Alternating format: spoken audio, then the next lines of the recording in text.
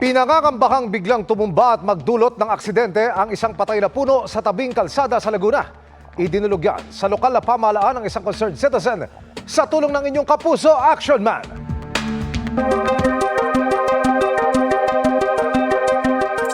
Kung makikita nyo, talagang wala na siyang dahon, sa kanya na patay na, talagang pwede bumagsak yan.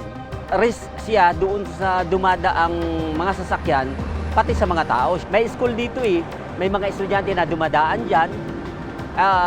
Talagang medyo prone talaga sa aksidente. Yan ang idinulog ng isang concerned citizen sa inyong kapuso Action Man. Ang establishmentong katabi ng puno sa Barangay Bulilan Norte, Pila, Laguna, nagbabala na sa kanilang mga customer. Sana, aksyonan ng LGU, ipaputol kung kailangan. Pero ito kasi patay na So, wag nang antayin makamatay pa bago aksyonan. Dumulog ang inyong kapuso Action Man sa Municipal Environment and Natural Resources Office ng Pila, Laguna. If there are some trees that they notice that may pose danger, that is somewhat a threat, that would never be an intention of the local government unit. Rest assured that the local government unit would take proactive measures regarding the matter. Paliwanag ng Menro, di basta-basta ang pagpapaputol ng puno sa bansa. Kailangan muna itong maipagpaalam sa Department of Environment and Natural Resources. We are scheduling another trimming and inventory of the trees because I have reports of 2 trees that can be recommended for cutting. We will have to cut the trees provided that we have the permits from the Senro. Bago ka mag-cut ng puno, magpo-promise ka na magtatanim ka ulit. Habang naghihintay ng permit mula sa Senro, nagbawas na ng sanga ang barangay sa patay na puno. It would take us about 2-3 weeks before the permit is issued. Bear with us and rest assured that safety is our prime concern. Aasahan namin ang pangako ng Municipal Environment and Natural Resources Office ng Pila, Laguna. Para sa inyong mga sumbong, ipadala nyo lamang sa Kapuso Action Man Facebook page dahil sa anumang reklamo, pang-aabuso o kataulian, tiyak may katapat na aksyon sa inyong Kapuso Action Man.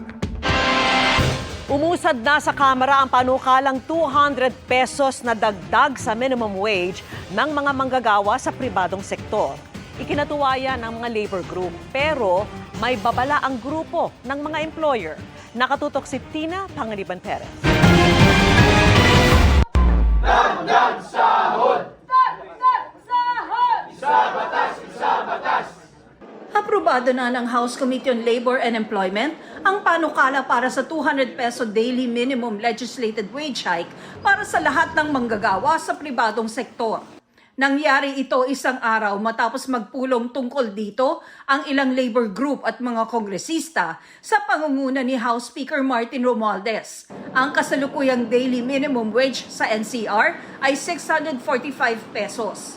Nakasaad sa panukala na lahat ng employer sa pribadong sektor, mapa-agricultural o non-agricultural man, at ano pa ang kapital at bilang ng mga empleyado, kailangang ibigay ang 200 pesos na dagdag sahod. Ang mga lalabag, pagmumultahin ng 50,000 hanggang 100,000 pesos at makukulong ng 2 hanggang 4 na taon. 4 na hearing po yun, mahigit na 8 months po ang naging pagdinig sapagkat kailangan ho natin bigyan ng sapat na pagkakataon lahat ng mga hanay, grupo, panig ng mga namumuhunan, mga investors, mga employers, mga manggagawa at yung ating government. Pero babala ng Employers Confederation of the Philippines o ECO, kakaunti lang ang makakabenepisyo rito. Posible rin daw itong magdulot ng pagtaas ng presyo ng mga produkto at serbisyo. Pag nag-approve ng legislated wage hike sa minimum wage, 16% lang, 1/6 of the 52 billion are benefited. The other 84%, iba-iba yan. Marami dyan, nasa informal sector, marami din wala namang employers. Isa lang, ang remedyo niyan, tataasan nila yung presyo nila kung kaya ng merkado o pagbabawas ng tao. Baka rin daw sa ibang bansa magpunta ang mga dayuhang negosyante dahil sa paiba-ibang polisiya ng pamahalaan. Pinapaasa mo yung mga tao, tapos tinatakot mo yung mga investors. Alam nila kasi meron tayong policy tripod, bigla legislate the wage. Yet predictable tayo. Meron tatakot sa ating investors. investors. Oras ang hinahabol para tuluyang pumasa sa Kamara ang panukala dahil iilang araw na lang ang natitira bago mag-adjourn ang sesyon sa February 7 para bigyang daan ang campaign period ng eleksyon 2025. Para mapabilis ang pag-aaproba sa panukala, nananawagan ng ilang kongresista sa Pangulo na sertipikahan itong urgent. Para sa GMA Integrated News, Tina Panganiban Perez, nakatutok, 24 oras. Inilabas ng social weather stations ang resulta ng kanilang survey kaugnay ng senatorial elections na kinumisyon ng isang grupo. Nakatutok si Mark Salazar. Sa survey ng social weather stations para sa voter preferences for senators na sponsored ng advisory at research consultancy group na Stratbase, kasama sa tinawag na 12 possible winners, sina Congressman Erwin Tulfo, dating Senate President Tito Soto, Senators Lito Lapid at Bongo, dating Senador Panfilo Lacson, broadcaster na si Ben Tulfo, Senadora Pia Cayetano, dating Senador Manny Pacquiao, Makati City Mayor Abby Binay, sina Senador Bato de la Rosa at Ramon Bong Revilla, TV host na si Willie Revillame at dating Senador Kiko Pangilinan. Pati si Senadora Amy Marcos dahil sa margin of error. Ang survey may error margin na plus-minus 2.31% at ginawa noong January 17 hanggang 20 sa face-to-face interview ng 1,800 registered voters sa buong bansa. Ayon sa SWS, ang listahan na ginamit para sa survey base sa inisyal na ballot face template na inilabas ng Commission on Elections. Para sa GMA Integrated News, Mark Salazar, nakatutok 24 oras. New Year, new look! Si Kapuso Primetime Queen Marian Rivera na excited nang magbalik trabaho pagkatapos ng kanilang memorable family trip sa Dubai. Ano kaya ang mga nakalatag na projects niya sa Kapuso Network? Makichika kay Lars Santiago. Looking young and glowing, si Kapuso Primetime Queen Marian Rivera sa kanyang bob haircut nang humarap sa media. Biro ni Marian nang batiin ang pagiging blooming niya. Because I'm in love. In love na naman. Gusto ko talaga magpagupit. Suportado naman daw ng mister niyang si Primetime King Dingdong Dantes ang kanyang bagong look. Gusto niya. Siyempre, bago ako magpagupit, sinabi ko sa kanya. Sabi niya, go. Bukod dyan, masaya ring isinyer niyan ang kanilang recent family trip sa Dubai. Sinadya raw niyan na hindi mag-post o kahit humawak ng telepono para ma-enjoy ang oras kasama ang kanyang mag-aama. Talaga kami, as in lahat yata, basta lahat ng park pinuntahan namin. Tapos actually, nag-beach pa nga kami doon. So, alam mo, kahit malamig, dinaray talaga namin lahat ng mga bago sa amin. Pagkatapos magpahinga, magiging abala na ulit siyan sa mga trabaho at kabilang daw sa mga aabangan sa kanya this year ang 2 projects dito sa Kapuso Network. Ang ganda ng offer talaga nila. Ibang concept yung isa, tapos may pelikula din. Mahalaga raw ang time management para kayan para mabalanse niya ang career at kanyang personal life. Kailangan kong busisiing mabuti kung ano yung mga dapat ko talagang gawin. Kasi hindi ko naman kayang gawin lahat eh. Lars Santiago, updated sa showbiz happening. Isang senior citizen ang nasawi sa sunog sa isang compound sa Muntinlupa. Ang biktimang hirap na umanong makalakad, hindi na nakalabas sa bilis ng pagkalat ng apoy. Nakatutok si Marisol Abduraman. Nabulabog ang mga residente ng Marquez Compound sa Mecaville sa Putatan, Muntinlupa na maglagablabag apoy pasado las 10 ng umaga kanina. Linalamon na pala ng apoy ang kabahayan dito. 10:26 ng umaga kanina nang itaas sa unang alarma ang sunog at makalipas lamang ang ilang minuto, 15 bahay agad ang nasunog.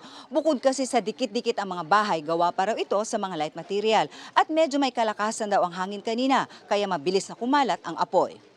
Nabuo ang mga bahay, kabilang ang tirahan ng 84 anyos na si Ernesto Vibora na ipinundar niya ng matagal na panahon. Sa bahay daw niya nagsimula ang sunog.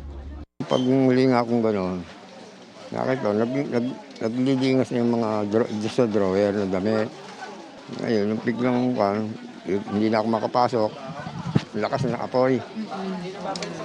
Kaya ang ginawa ng mga anak ko, dinala ko dito.